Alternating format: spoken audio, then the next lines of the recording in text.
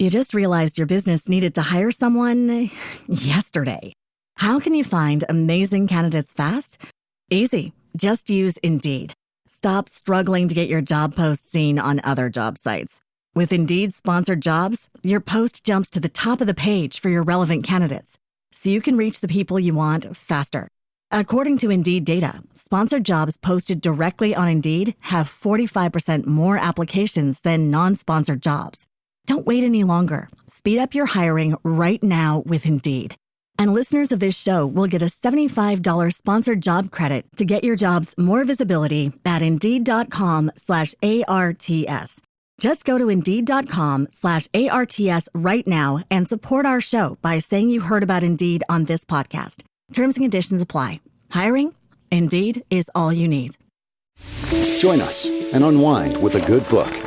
Welcome to Relaxing Reads. Hi, it's Deb in Halifax. Hi, it's Simone in Vancouver. Hey, it's Tanya in Edmonton. Well, our latest read, Sam by Allegra Goodman, is a coming-of-age story about a girl from the ages of 7 to about 19. Sam adores her father, though he isn't around much. She lives with her mom, Courtney, who struggles to make ends meet, and her half-brother, Noah. Sam doesn't fit in at school and doesn't care about genes or rules. She just loves to climb. Climb trees and fences, walls, the side of a building. Climbing is where she belongs. She can turn off her brain. Pain has a purpose, and it's okay if you want to win. Into her teens, she grapples with self-doubt and insecurity, and then the girl becomes a woman. There's a struggle between what brings her joy and what she thinks she should do. Through heartbreak, friendships, identity, and hope, this is what Sam is all about. Ladies, how are you feeling? Absolutely. Well, I think, this young girl's journey, I think it just, wow. It takes you back to when you were her age. She starts out at 7, and I love some of the things that she talks about in the book. She's just like, she can't handle school. And I think her mom says, well, Sam, how come you can't read? I don't want to read. And then there's a quote in it saying, Sam can do anything that she wants to, but only if she wants to, right? And you kind of feel that, like your journey as a kid, there's some things you're interested in, some things that you aren't. Sort of the awkwardness of going through being a kid and the other kid. I don't know. There's a lot of stuff in this as she is growing up. Mm-hmm. How about you, Simone? What did you think about her journey? Well, it was an interesting journey. And yeah, like those parts are very relatable, just growing up and figuring out who you are, where you belong. And, there's frustrations if things don't go a certain way. And do you give up? Do you keep going? So that part of it was all great. I don't know, like this book for me, it was a quick read. It was an easy read, but I don't know what it was. I think maybe I expected a little bit more from it. I'm also trying to figure out the kind of novels I like. I mean, the whole reason we started this book club is just to read more and get into books because I wasn't really into them before. So I'm still figuring out what kind of novels resonate with me. And the last few, there was a lot of action and climax and thrill. And with this one, there wasn't that. And I think maybe I was expecting that. So I kept waiting to see what was going to happen. And there was a lot of defining moments. There were definitely big things that happened.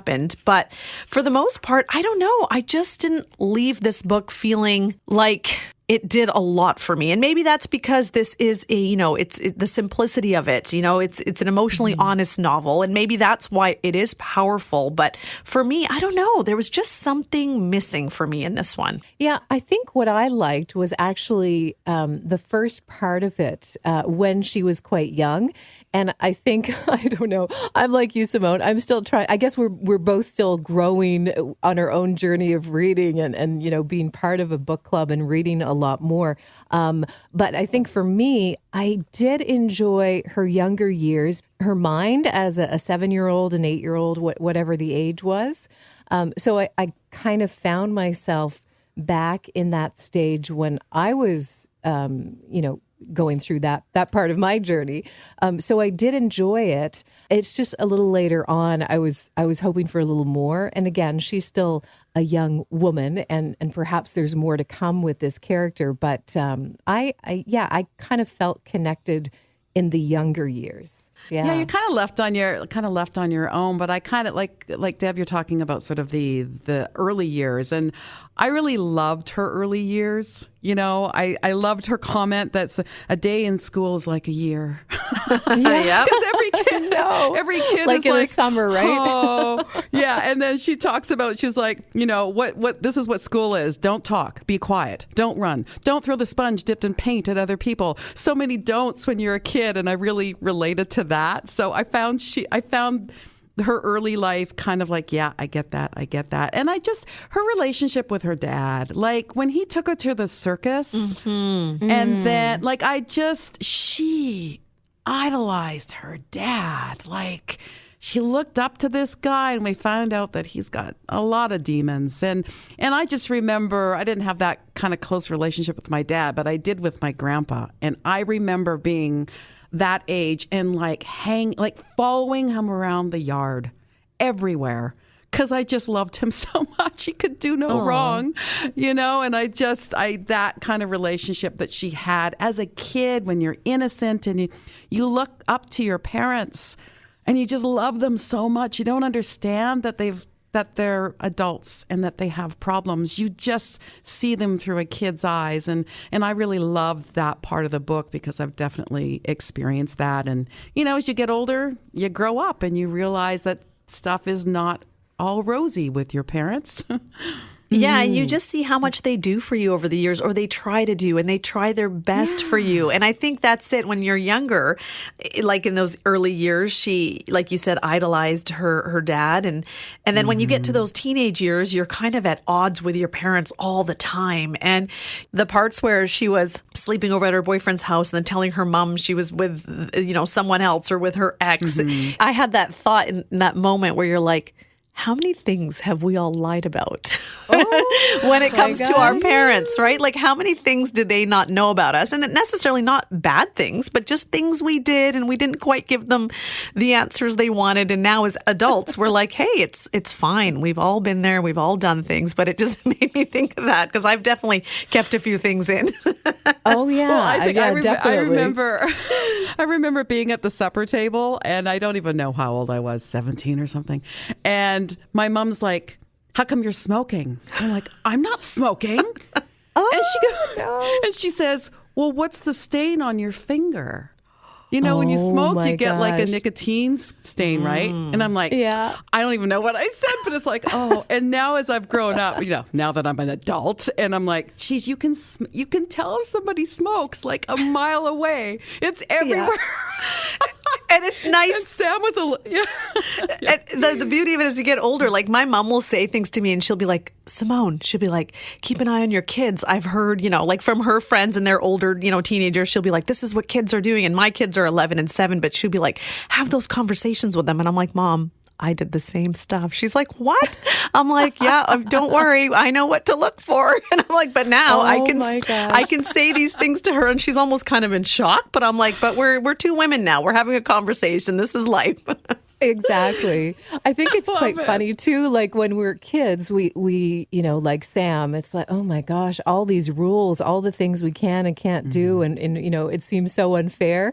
And then years go by and you think back, or you see something that reminds you of a specific time, and you go, oh, they definitely knew. Oh, now do we have to admit that they actually knew a lot more? How did they know these things? They really did know these things. They were right about that. But at the time, it's like, no, how do you know these things? Yeah. So did you guys connect with Sam as an individual, or like her family life? Like, was there something in that you really kind of connected with? I think for me, somehow the chaos, not that I had that setting, but I knew of people who had some things going on. So there was something very familiar about all that was happening within her life and her extended family, or her mom's extended family. But I think that she was a little quirky and she was trying to find herself.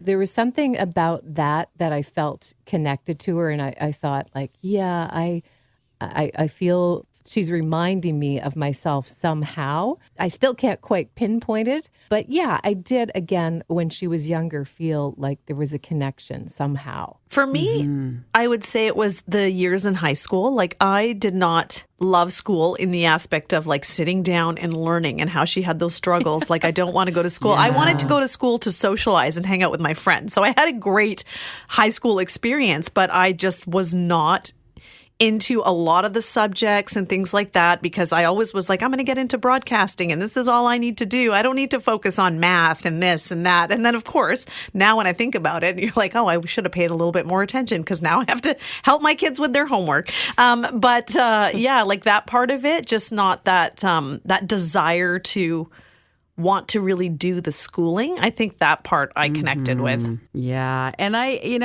me too, I connected with that as well. When I was going through school all the way through till the end, all the way through to grade 10, I was a matriculation student, right? I had honors. I didn't have to write final exams. Everything was great. And I hit high school and I have no idea that, the floor just dropped I just couldn't. Yeah.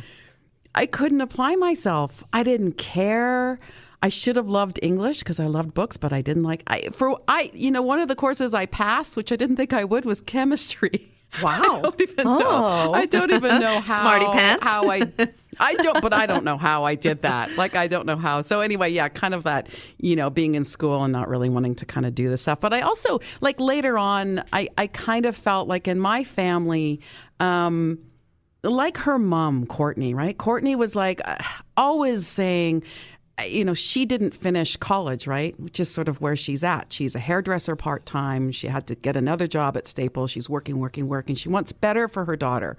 And she's pushing Sam to be an accountant, And there's nothing about Sam that says she wants to be an accountant, But she's pushing her because she knows how tough it is in the world, and she wants her daughter to get like a good, steady job. And I was pushed like that too. I had aspirations to do all sorts of things on the artistic side. But in the end, I ended up going to, this is going to sound really old school, secretarial college when I was like 18.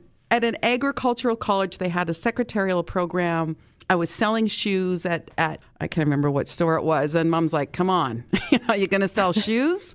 So they enrolled me, which in the end got me into radio kind of through the back door. But it was like, that's not who I am. But yet I felt the pressure. And so I feel Sam's pressure of being pushed into something that she doesn't want to do, but she's going to do it anyway, because her mom said, you got to do it, Well, it's that whole struggle between doing what you want, you're passionate about, and then maybe thinking your parents are right. Like, I remember even me wanting to get into broadcasting.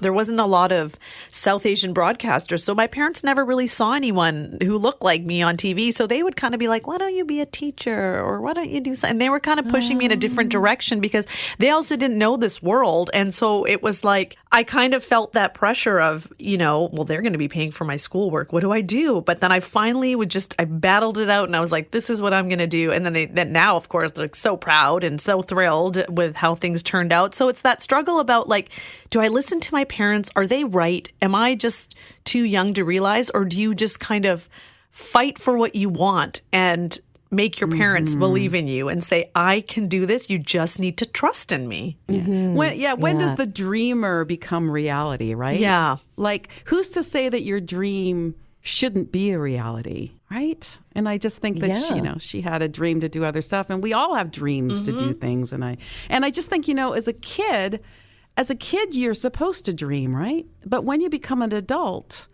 you're not supposed to. You're just supposed to kind of get on with it, right? Like, stop dreaming, put that back on the shelf over there. Yeah. And so many struggles. And Simone, you can probably attest to this, a different generation.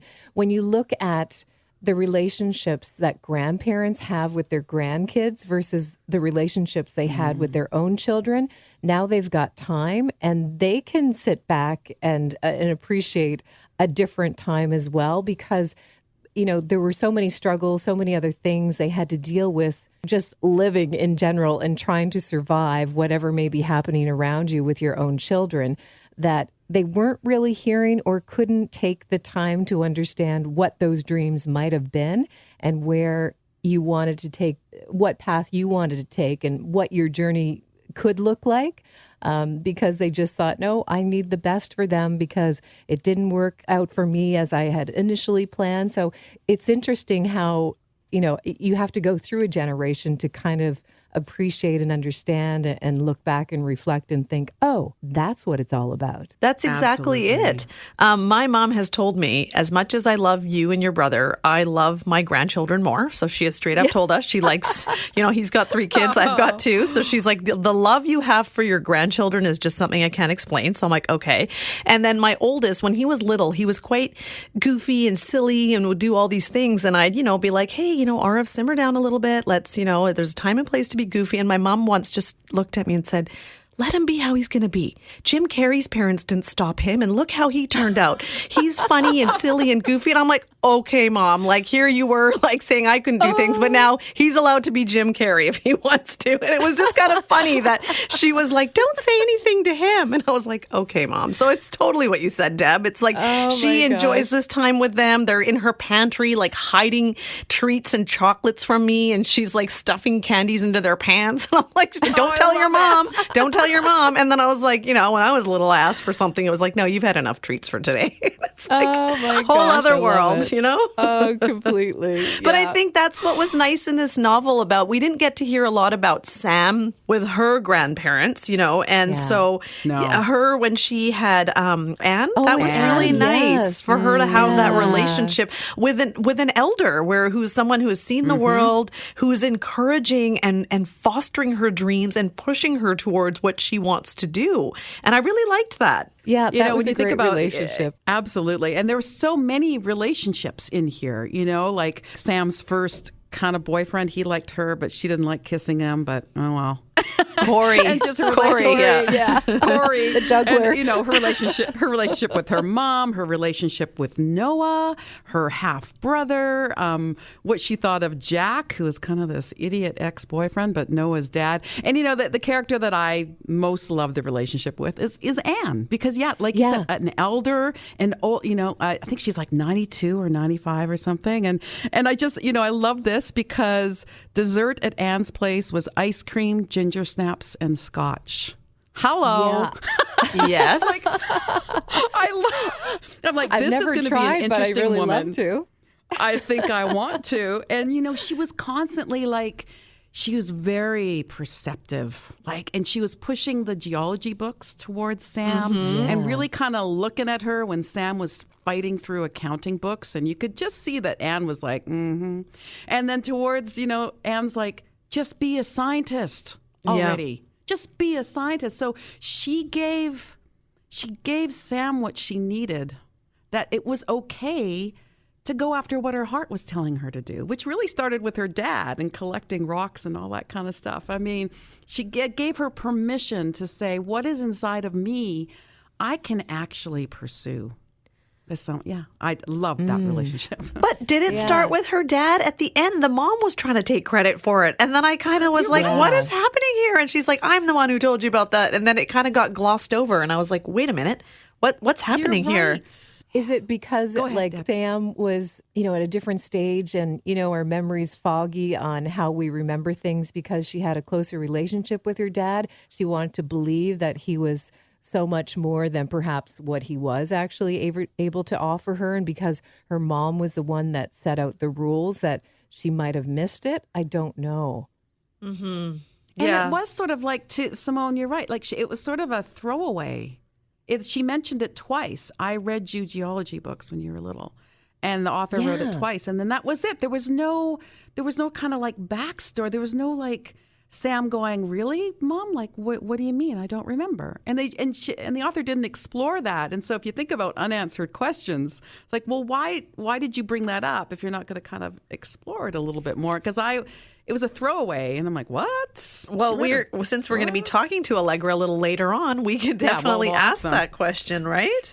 Absolutely, for sure. Yes. Yeah. So, do you guys think that Sam matured normally in this relationship? Do you think that do you think she was able to be a kid, or do you think that with having her mom as a single parent, kind of altered her journey somewhat. Yeah, I think so. I mean, I see that often with, the first child or the oldest child. Like, I'm the baby in my family, and I definitely got babied. In my home, I have higher expectations on my older son than my younger one, and I try to shift that sometimes because I think, okay, I can't put that kind of pressure on him. But, my husband was the oldest in his family. I see, when his parents need something, they go to him first. He just needs to have all the answers. So I see this with Sam where it's like, if mom's not there, then you're in charge. You're responsible. And if you think about it, for a child, that's a lot of pressure because not only is she trying to navigate herself, but then it's like, okay, I got to drive my brother around to practices. I got to feed him. I got to do this. So you kind of lose a bit of yourself. And it's okay. You want, in a family, we all work together. We all have our roles and we all should help out. But I think, the fact that she had this pressure put on her so young definitely changes you. And I've seen that with friends who were in similar situations. They just grew up really fast. Whereas those of us who didn't have that kind of pressure were it took us a little longer to mature because we were just, living the life, no worries, no cares in the world. But the ones with the responsibility had to grow up sooner because they just had to take care of other things. I think the same thing. I don't think she had really a choice in the matter. I think she was just, these are the cards that I've been thrown, like her mom's out working multiple jobs, and this is what we have to deal with. And she reminds me of a couple of my friends who came from big families. And I remember visiting a couple of them the first times when I was, I don't know, maybe grade 5, grade 6, in and around like 11, 12, and seeing how responsible they were and not just doing like everybody's laundry when we got home after school, but they were preparing supper. Both parents were working in the house. They were looking after the younger siblings and doing all the adult things that I could do, but I wasn't quite there. And it was just they still had a little bit of the, time to be a kid, but not as much as I had. So I had a different understanding and appreciation, I guess, for the different dynamics in all the households. Yeah, like I grew up as a middle child, and I know, my sister being older than me, she had to do everything first, so there's a lot of responsibility for her. I kind of got ignored, and then my brother was like the baby of the family. But when I was reading this book, and when she was with Justin, who is her boyfriend at the end of the book, and it's Anne, his great aunt or something, great aunt or something like that. Yes. Yeah. And she's trying, Sam is like 18, 19, and she's trying, I'm 19, I guess she's trying to do accounting. She's like, I can't be here. I'm going to leave. And she says in her head, he doesn't understand that she needs to be responsible. And that just broke my heart a little bit. She had to be responsible. She had to do accounting because that's what her mom said is her ticket into the world to be self-supporting and not end up like her. And I went, oh, I know. No, Sam, Yeah. don't be responsible, but I get it. Yeah. A lot of great characters in this book too. Even the way Beth rolled in, and I liked Courtney as well. And to find out she was only young, she was a very young mother. And when she Yes. said she's got her whole life ahead of her, it might be that whole like now your kids are getting older, and maybe you can shine that spotlight back on yourself, especially when they move out of the house and they're self-sufficient. It could be her time again, and like we talked about Anne, one of the things I was thinking about, like the book, and you think about like the moments that kind of stood out for you. The first moment for me was that whole fight with the beer bottles and the smashing. That was a bit of excitement. And then the other one was when the showering. There was a lot of showering. Maybe it's because of all the rock climbing. But when Anne made that comment about, you sure like to save a lot of water. I was like, she's a nice, witty 90-year-old. I love it. And then Very liberal. And then, of course, the moment at the end, that was the one thing I did like about Sam is that she never gave up. She kept at it. Every fall, she just kept going. And I think that will take her far in life or, wherever her journey takes her. Absolutely. She's got it going on. I think at the end of the book, I mean, I don't know whether she'll continue being with Justin. I really liked Justin. Yeah. His long Me hair and too. this funky hat. I'm like, yeah. But who knows? It's a couple hours away. Who knows? And they're young. So, but the fact that Sam ends up following her heart, and it's because of mentors. It's also because of Anne, but it's also, when you guys were growing up, you probably had someone in your life, or maybe many people in your life, who helped you along. And when she was going to college taking accounting, there was that Doc Martin who was the geology guy, and he saw her watching.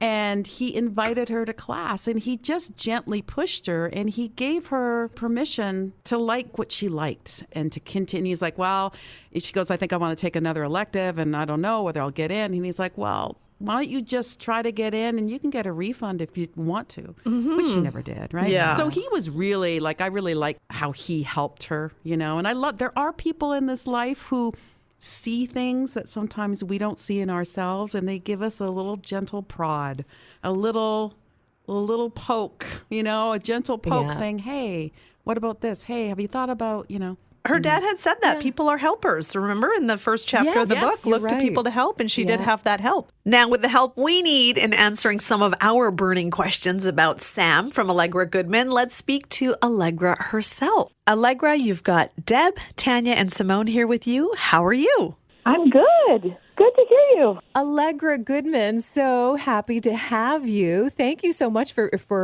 taking some time to talk about Sam today. My pleasure. So we need to talk about who Sam is before we get into a lot of the details. Where did she come from? Is she a girl that many of us know pretty well? She's a girl I feel I know well.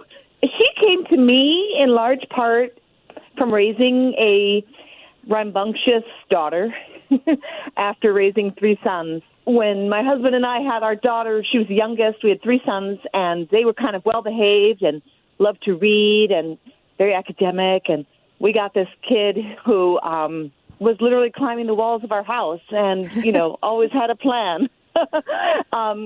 And it was sort of that experience that, started me thinking about girlhood and about Sam. And, I would say there's some of my daughter in there's some of me, and there's some of herself. Characters kind of grow themselves as well. So she's somebody I see out there. Yeah, I think we all see some part of her, especially in the younger years. So I quite took to her character, especially when she was quite young. Yeah.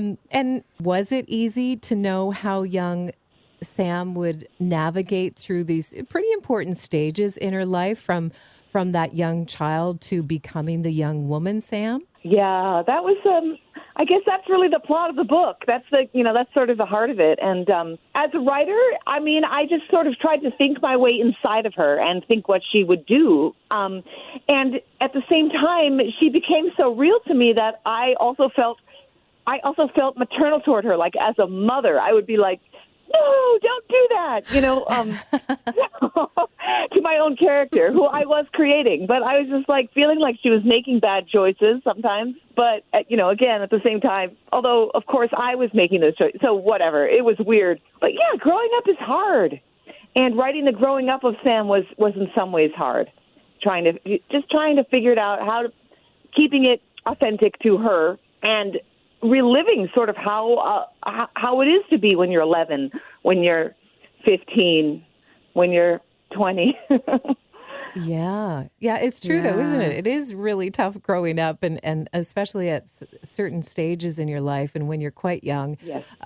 being told that these are the rules. I'm like, I don't really understand rules right now, but okay, let's try to do this. Yeah. Allegra, climbing is a very important part of this book and part of who Sam is. What was it that drew you to having that sport become a part of her character? Yeah, well, so the book is set in New England, on the North Shore of Massachusetts, and if you walk around in the woods there, we have these great big granite boulders, and you see people, bouldering out there, and I was really drawn to that sport, which has a side of it that is very which has a side of it that's very sort of fashionable. Like you've probably seen all the climbing gyms and the people climbing in the gyms and the kids and the climbing teams and all that stuff, where people put their kid into climbing the way you would into skating or, soccer leagues or something. And then there's a side of it that's sort of very much more like laid back and non-competitive and climbing for yourself and getting out into nature and in the woods is more hippie-like. And I was interested in a sport that sort of had both sides to it, and that, Sam experiences both sides. And I was also interested in climbing because it's strategic as well as physical. Sam is smart, but she's not sort of book smart necessarily, but she's smart on the wall. Like, she has a sense of space and a sense of strategy. And I was really intrigued by the idea that when you're climbing a boulder, you have to figure out your route up the boulder, and boulders call that, solving a problem. So poetic. And I was really interested in that, you have to put your hand here, but then if you do that, where do you put your foot? And that kind of thinking things through, which also seemed to me very much the way life is, that, we don't have a route planned out for us all the time. That you have to make these choices and figure it out as you go along and make mistakes and fall a lot, as her dad reminds her. Hey, Allegra, it's Tanya in Edmonton. I think, her dad was sort of like about life. It's more about falling, and then picking yourself up. And I really loved how you wrote about bouldering. I mean, I've never tried it because I can't lift my own body weight. But anyway, there's like a part where she's younger, right? When she's young and she's doing it, and she's like, her dad always says, "Hey, monkey." Hey, monkey, which I love that. And she was like that because she was light and she could swing and she could do this and this and this. And then when she got older, she would look at the other during when she was bouldering with other people, and she'd look at the younger girls going, "Oh, you're so much lighter than I am. My feet, I don't even get my feet are bigger. I don't know where they're going to fit. It's harder to lift my body up." And even when she's scaling some of the boulders, and the intensity or the description I actually felt like how raw her fingers were, and I just like, my goodness, it was very visceral for me. It was just like, and how she's swinging and then she falls and how dirty they get and, all of that. It was just quite a world that you created that she actually was able to excel at. I think you're very astute to pick up on the weight issue. I don't belabor it, but she says that she's thinking she hates her weight. And I was thinking about, girls, so many things come easy. Spinning in the air when you're skating, being a gymnast, being a dancer. And then, you go through puberty, you get bigger, you get heavier.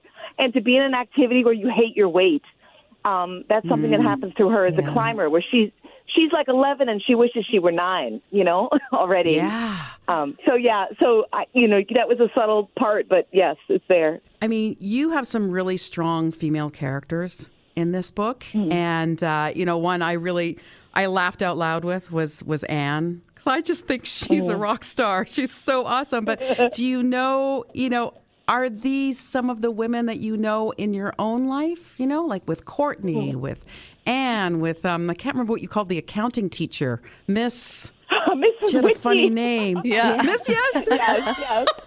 Yes. In her stiletto heels. I love that. Yes. I would say that, nothing comes from nothing. There definitely are inspirations. And Courtney, Sam's mom, with her sort of lovingness and also her toughness, I think there's a lot of my mom in there. My mom is a totally different person with different circumstances, but she was that kind of mom. Like, she was like, yes, you will pass your driver's test. lots of morons are driving on the road. You can do that too. She was always like half cheerleader and half, coach and half, and partly like, just berating, but just full of love and just, so that there. And I've known some older women who are just tough and I've admired. I grew up in Hawaii.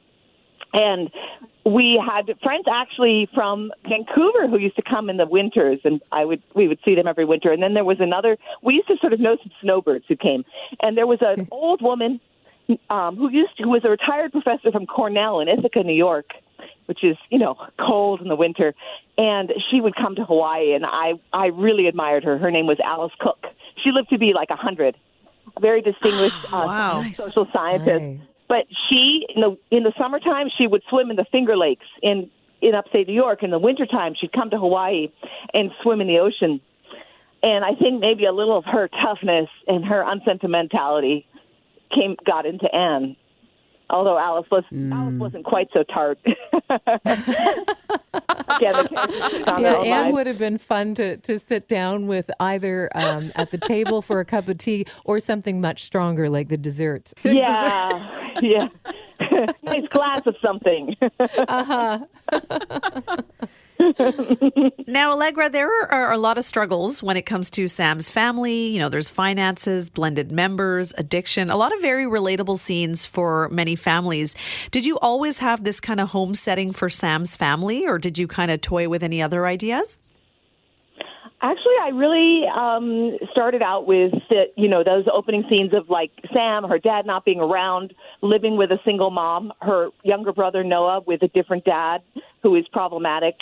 And so I had that situation from the very beginning, and I thought that was really essential to her life and also really essential to understanding her mom and her mom's desire for Sam to finish college and, not do some of the things that she had done because she had Sam and her brothers so young. So, they do struggle financially, and her mom is a rock. She keeps everybody together. I will say it's not like it could be worse. They have a roof over their heads. Yeah. They get some help in different forms, but it's hard. And this is a situation also where they live a life where, her mom gets sick or something happens to their car. There's no margin for error. I wanted to get that feeling across, to live that way. Yeah, a lot of people can definitely relate. Yeah, no breathing room. Yeah, right. One question I wanted to ask you, Allegra, it's always been at the back of my mind when I read this, and I'm like, what does she mean? And maybe, no, you do mean something. Every word you write means something. But Courtney says of Mitchell, Sam's dad, he is a true artist. Yeah. What does she mean by that? I mean, he had his demons. Yeah. He was there. He wasn't there. Really never figured out what his deal was. But why did Courtney say that? Are you trying to point out something? Well, I think it's a moment where we learn about Mitchell, but we also learn about Courtney. What we learn about Mitchell is she's trying to say he's creative. He has something about him that's magical. That's why I loved him. It also tells, to me, that moment says a lot about Courtney because she doesn't tear down Sam's dad. She's always... You're right. She could easily just be bitter and just be like, he's a disaster, I want nothing to do with him, which is kind of a position that Sam starts to take. And Courtney tries to help Sam see his value and that he loves her, So to me, that, Courtney's a hero. She has a big enough heart that she can have that perspective. But she's in a difficult position. She's also trying to protect Sam from him and what he's done. So it's complicated for her. Yeah. But I think sometimes what a character describes another character, they're also, revealing something about themselves. Yes. Yeah. The other question we had when the three of us were chatting were, we go through this novel and she has such a passion for bouldering and climbing. And, a lot of it is because her dad introduced her to that world.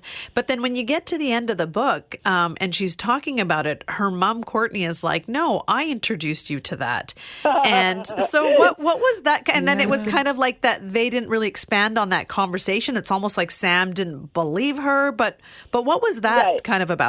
So, early in the book, when Sam can't sleep, she says, her mom's like, you have to read so you can go to college. And she's like, and Sam goes, can you, go to college for climbing? And her mom's like, yes, you can study geology. And she starts talking to Sam as she's drifting off. And, of course, Sam has no recollection of this conversation. And then Courtney remembers it, being the mom. And I'm a mom, so I remember things that my kids don't. And, then she's like, wait, I take credit for that. I was the one who told you about geology. And, Sam's like, yeah, right, Mom. She doesn't remember it all. And I think that's just when you're a parent and your kids don't give you credit. You're like, did I not tell you that before? Yeah. And I've often heard that sometimes children have more love for the absentee parent.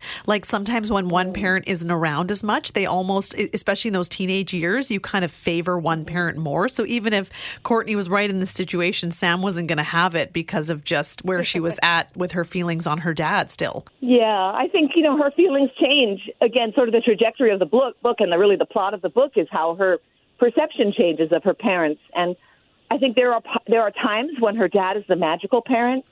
You know, when he's the one who takes her on the fair and she has these incredible experiences, and her mom is like the hands-on, hardworking parent who always says no to everything. And then there are also times when she is disappointed by her dad and wants nothing to do with him. And I would say that as the book progresses and as Sam grows, it's like her heart opens and she develops, and she can see her parents, both of them, as like more human, you know, which is something that happens to all of us, I think, as we get older. You know, it's not like they're the adults out there doing whatever we don't really understand, and then we become adults and we do start to understand. They're flawed. They have fears. They have problems, you know. They have feelings. She starts to see that about her mother and her father. Mm-hmm. There's a part in the book where when Sam is growing up and her father's constantly disappearing, she doesn't really know where he goes. He goes to a horse farm. He goes here, you know. And then a friend, a parent dies, and she goes to the funeral. And she's like, I really wish that we could have a funeral instead of my dad just disappearing. Yeah. You know, like there'd be something solid as opposed to this. That's a dark moment. Yeah. That's like, and that just tore my heart out because, he disappears. Like he doesn't even show up for her 18th or like 16th birthday. She just doesn't show up, and it's just so heartbreaking. I know. Also, the feeling that like she has this feeling that her dad is killing himself, and she's like, she wishes he would die of something more sympathetic, like cancer. Like, you know, her friend's father died, and like everybody felt really terrible, like it was incredibly sad, and she doesn't, but it wasn't his fault, you know, and that's a really hard place to be in when you're thinking those thoughts. But to me, it felt real to what she was going through at that point in her life. You know, it's hard, it's funny, it's terrible. She's imagining like the music. I think a lot of it is just about her trying to like, she wants to memorialize his life. She's almost memorializing him already in her mind because she dreads what might happen, you know? So, Allegra, what would you say is kind of next for Sam? Because she's still so young in her journey. Yes. Well, I have my hopes for her. You know, in some ways, there's a part of me that wants her to become a scientist, like the way Anne's like, you know, be a scientist, go out there and like figure out the world.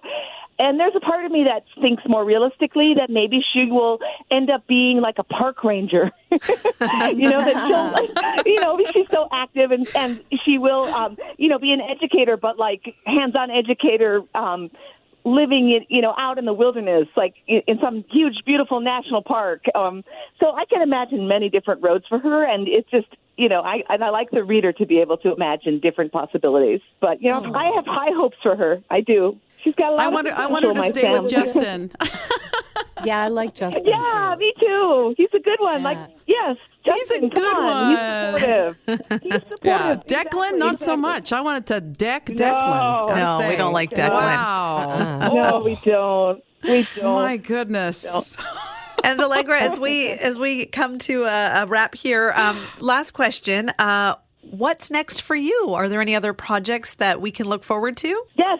I have a new book coming out in 2025. Totally different from this book, but it's totally different in many ways, in time and place and all of that. But like this book, it is about a young woman who sort of comes into her own, and she's severely tested. So there's definitely some thematic, you know, there's a through line there. Anyway, I'm super excited for you guys to see it. I will try to. I hope. What's it called? Early copy. I am not saying yet because the title might change. Okay. Of course. Okay. Yes. All Right. right. Sometime. I've got it right here. It's all typed out. It's hopefully going to copy editing in August. So. Okay. Well, we look forward to that. Yeah. Stay tuned. Well, thank you so much for chatting with us today and answering all of our questions. Oh, thank you. It's I'm honored that you guys read my book and so carefully, and it was just a pleasure to talk to you. Thanks so much. Thank you so much, Allegra. Thank you. Take care. Take care. Bye. You too. Bye-bye.